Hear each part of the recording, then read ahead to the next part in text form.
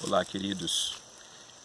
Nós estamos hoje aqui no sítio, já chegamos no Amazonas, né? Estávamos ali na região de Roraima no último vídeo, mas nós já estamos aqui pertinho de Manaus, aqui no sítio do papai, e eu quero trazer o segundo vídeo para os irmãos, a segunda mensagem, e uma mensagem que eu tenho pensado, meditado esses dias nessas palavras do apóstolo Paulo em Romanos, e quero pedir para que você abra sua Bíblia em Romanos capítulo 9, a partir do verso 27. Na verdade, os versos 27, 28 e 29.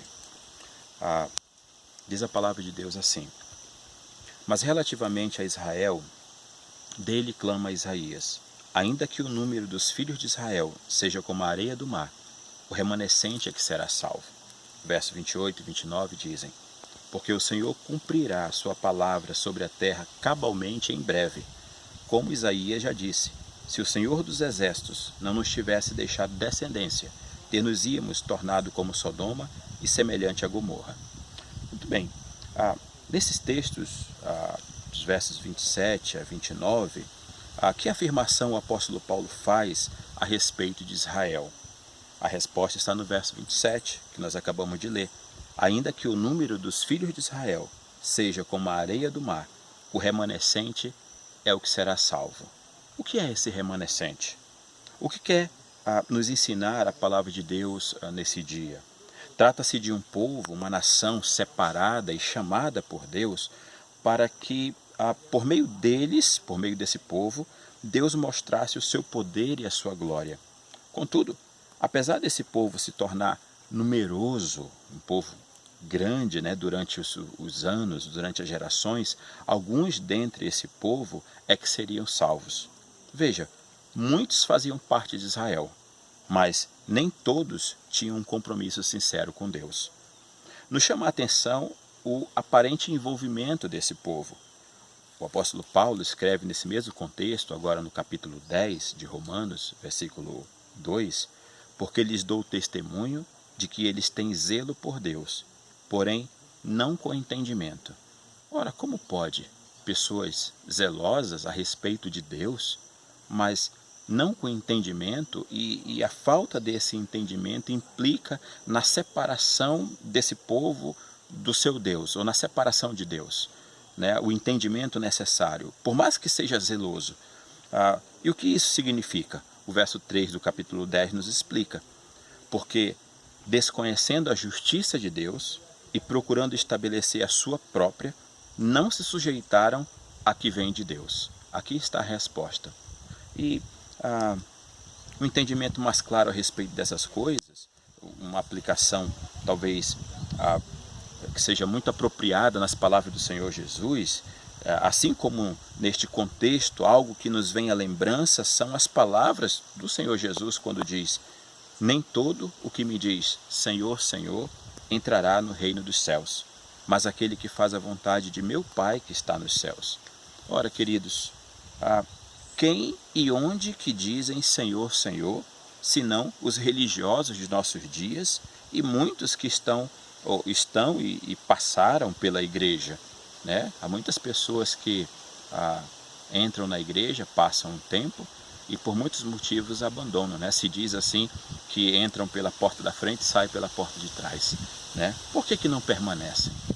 Por que não perseveram? Assim como Israel no passado, essas pessoas, elas estabelecem a sua própria justiça. Elas rejeitam o ensino da Escritura, da Palavra de Deus. Até estão ou estiveram no meio do povo, estão ou estiveram na igreja, mas nunca fizeram parte realmente. Como na parábola do semeador, em chegando a angústia ou a perseguição por causa da palavra, logo se escandalizam. Ou os cuidados do mundo, as fascinações das riquezas sufocam a palavra e fica infrutífera. Quantos não desanimaram assim? Ou quantos não estavam até caminhando bem e de repente se empolgaram pelas fascinações desse mundo?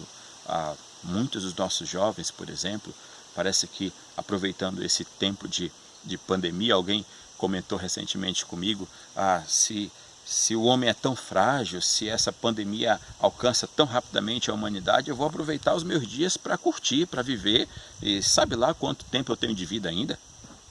Mas a palavra do Senhor Deus, ela nos fala de perseverança, fala da necessidade de continuar firme em nossa fé. Queridos, a situação que nos encontramos hoje é bastante desanimadora, e eu reconheço isso. E não foram poucas as vezes que eu mesmo desanimei e ainda desanimo.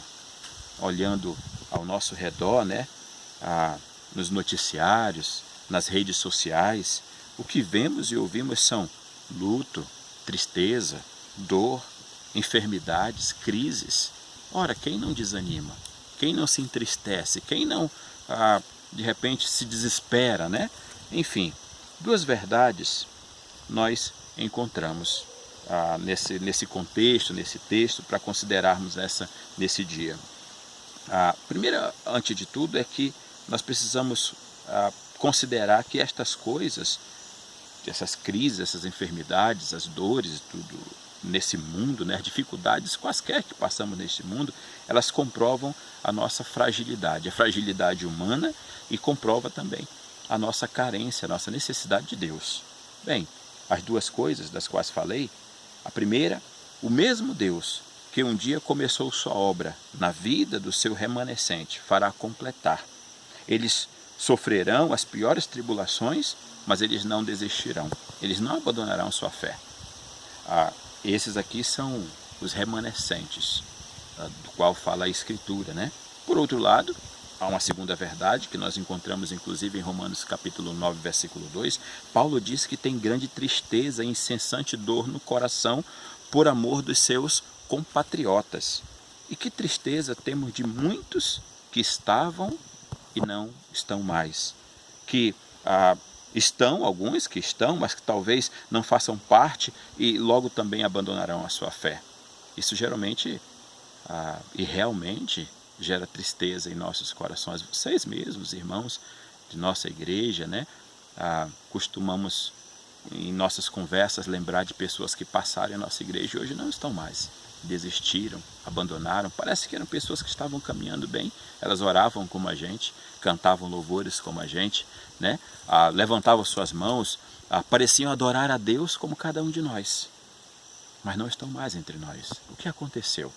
A culpa é de quem? Né? Às vezes se atribui a culpa à liderança da igreja por alguma coisa que não foi feita, enfim. Mas a palavra de Deus diz que aqueles que são os remanescentes do Senhor, esses permanecem e irão perseverar. Ainda que o número de Israel seja como a areia do mar, o remanescente é que será salvo. Porque o Senhor cumprirá a sua palavra sobre a terra cabalmente em breve. Como Isaías já disse, se o Senhor dos Exércitos não nos tivesse deixado descendência, ter-nos-íamos tornado como Sodoma e semelhante a Gomorra. Por fim, também diz o apóstolo Paulo em Romanos capítulo 11, versículo 5, agora parece que apontando, direcionando essas verdades a mim e a você hoje. Olha o que diz Romanos 11, 5. Assim, pois, também agora, no tempo de hoje, sobrevive um remanescente, segundo a eleição da graça. Você faz parte desse remanescente? Você tem perseverado mesmo em meio ao desânimo? Você tem perseverado mesmo em meio ao medo, à tristeza? Você tem perseverado? Saiba que esta perseverança, esta continuação da sua fé é que confirmará a sua salvação.